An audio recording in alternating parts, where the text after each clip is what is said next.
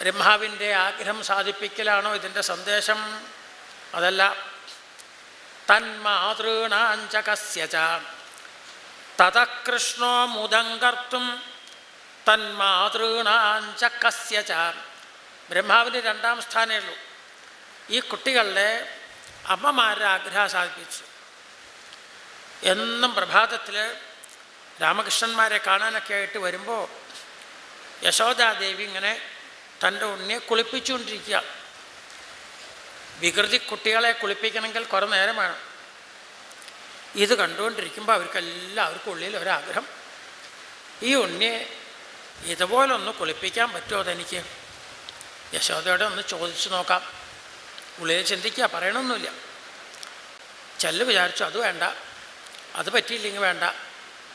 ആ പട്ടുകോണം ഒന്ന് ഉടുപ്പിക്കാൻ, കിങ്ങിണി ഒന്ന് കെട്ടിക്കാൻ, മയിൽപ്പീലി ഒന്ന് ആ തിരുമുടിയിൽ ചെരുകാൻ, ആ ആഭരണങ്ങൾ ഒന്ന് അണിയിക്കാൻ ഞാൻ ഏതായാലും ചോദിച്ചു നോക്കും എന്നിങ്ങനെ എല്ലാവരുടെ ഉള്ളിലും ഒരു തീവ്രമായ വിചാരം.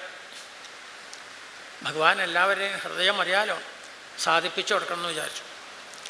അപ്പോൾ 1 വർഷക്കാലം ബ്രഹ്മദേവൻ മായ കൊണ്ട് ഇവരെ മറച്ചു വച്ചപ്പോൾ അവർ പുത്രനായിട്ട് ലാളിച്ച് 1 വർഷക്കാലം ആരെയത്? ഭഗവാനെയാണ്. ഇങ്ങനെയാണ് നല്ല ആഗ്രഹമാണ് നമ്മൾ ഉള്ളിൽ വച്ചതെന്നുണ്ടെങ്കിൽ 100 ഇരട്ടിയായിട്ട് സാധിപ്പിച്ചു തരുന്നു. അനഭ്യർത്ഥിതാനഭ്യർത്ഥാൻ കാമാൻ അജസ്രം വിതരതി പരമാനന്ദ സാന്ദ്രാംഗതിംശാൻ. ചോദിച്ച് മാത്രമാണോ ഭഗവാൻ ഇവിടെ സാധിപ്പിച്ചത്? 1 ദിവസം ഒന്ന് ലാളിക്കണമെന്ന്. ഇവിടെ 1 വർഷക്കാലം. ഇതിൽ നിന്ന് എന്ത് പഠിക്കണം? നല്ല നല്ല കാര്യങ്ങൾ പ്രാർത്ഥിക്കണം.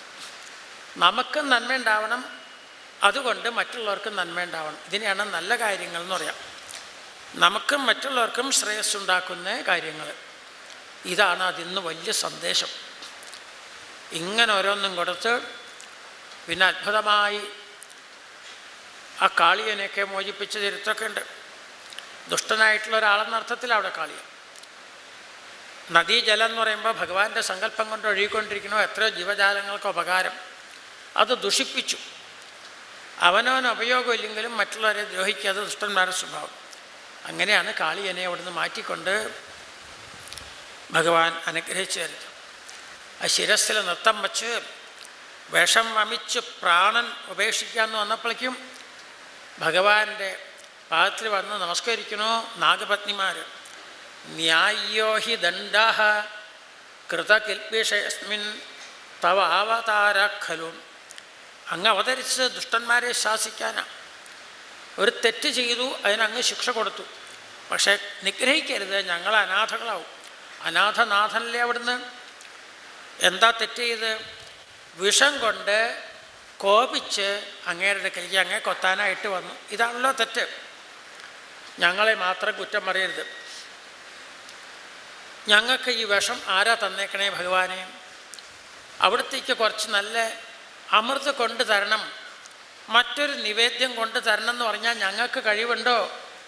ഈ വിഷം അവിടുന്ന് തന്നേക്കണേ. ഈ തമോ ഗുണം തന്ന് കോപം അവിടുന്ന് തന്നു. കോപം വിഷം ഞങ്ങൾക്ക് തന്നിട്ട് അത് അവിടത്തേക്ക് കൊണ്ട് സമർപ്പിക്കുമ്പോൾ അതിന് ഇങ്ങനെ ശിക്ഷ കൊടുത്ത് നിഗ്രഹിക്കരുതെന്ന് ഭഗവാൻ പറഞ്ഞു. ശരി, നിങ്ങൾ പറഞ്ഞൊക്കെ ശരിയാണ്. പക്ഷേ നിങ്ങൾക്ക് ഇരിക്കാനൊരു സ്ഥാനം ഞാൻ തന്നിട്ടുണ്ട്. രമണകം വ്രജവാരിധി മധ്യകം. രമണക ദ്വീപല്ലേ നിങ്ങൾക്ക് തന്നേക്കണത്, അവിടെ പോയിരിക്കാൻ. അയ്യോ, അങ്ങോട്ട് പോകാൻ പറയരുത്, ഗരുഡൻ വന്ന് കൊത്തും. ഗരുഡൻ കൊത്താൻ വന്നത് എന്തുകൊണ്ടാണ്? ഗരുഡന് വച്ചേർന്ന ഭക്ഷണം അഹങ്കരിച്ചെടുത്തു. അതുകൊണ്ടാണ്. അവനവൻ്റെ സ്ഥാനത്ത് അവനവൻ്റെ ധർമ്മം അനുഷ്ഠിച്ചുകൊണ്ടിരുന്നാൽ ആരെയും ഭയപ്പെടേണ്ടതില്ല. ഏത് നിമിഷത്തിൽ ധർമ്മം വിട്ട് നടക്കുന്നുവോ അപ്പോഴാണ് വിഷമങ്ങൾ വരുന്നത്, അപ്പോഴാണ് അനർത്ഥങ്ങൾ വന്നു ചേരുക. ആനയ്ക്ക് വലിയ ശക്തിയുണ്ട്, അത് കരയിൽ മാത്രമേ ഉള്ളൂ. വെള്ളത്തിലിറങ്ങിയാൽ ശക്തിയൊക്കെ പോയി. മുതലയ്ക്ക് അതിലും വലിയ ശക്തിയുണ്ട്, കരയ്ക്ക് കയറട്ടെ പിന്നെ ഒന്നുമില്ല ശക്തി. അതുകൊണ്ട് അവനവൻ്റെ സ്ഥാനത്തിരുന്നു കൊണ്ട് ഞാൻ ഇന്ന ആൾക്കാർ ഇന്ന സമയത്ത് ചെയ്യണം എന്ന് ഞാൻ ഉപദേശിച്ചിട്ടുണ്ട്, അതുപോലെ ചെയ്യാം, എന്നാൽ യാതൊരു അനർത്ഥം വരില്ല എന്ന്. വേദങ്ങൾ അതാണല്ലോ പറയണത്. ധർമ്മമാണ് പറഞ്ഞത്. എന്താ ധർമ്മം? പല ചർച്ചയുണ്ട്, ധർമ്മ ചർച്ചകൾ. പലരും അതേത് ധാതുവിൽ നിന്നുണ്ടായി, എന്തൊക്കെ ചേർത്തു, ഏതെല്ലാം പ്രത്യേകം ചേർത്തു, കുറേ കാര്യം പറയും. അത് കേട്ട ആളുകളോട് ചോദിക്കുക എന്താണ് ധർമ്മം എന്ന് പറഞ്ഞാൽ ഉത്തരം പറയാൻ പറ്റില്ല, കാരണം മനസ്സിലായിണ്ടാവില്ല ശരിക്കും.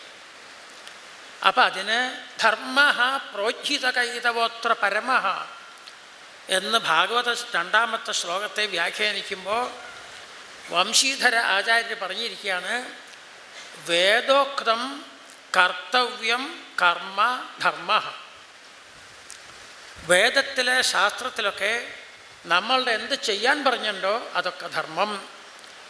വേദപ്രണഹിതോ ധർമ്മ ഹ്യധർമ്മ തദ് വിപര്യയ എന്ന് അജാമിളൻ്റെ ഭാഗത്ത് നമ്മൾ കേൾക്കും.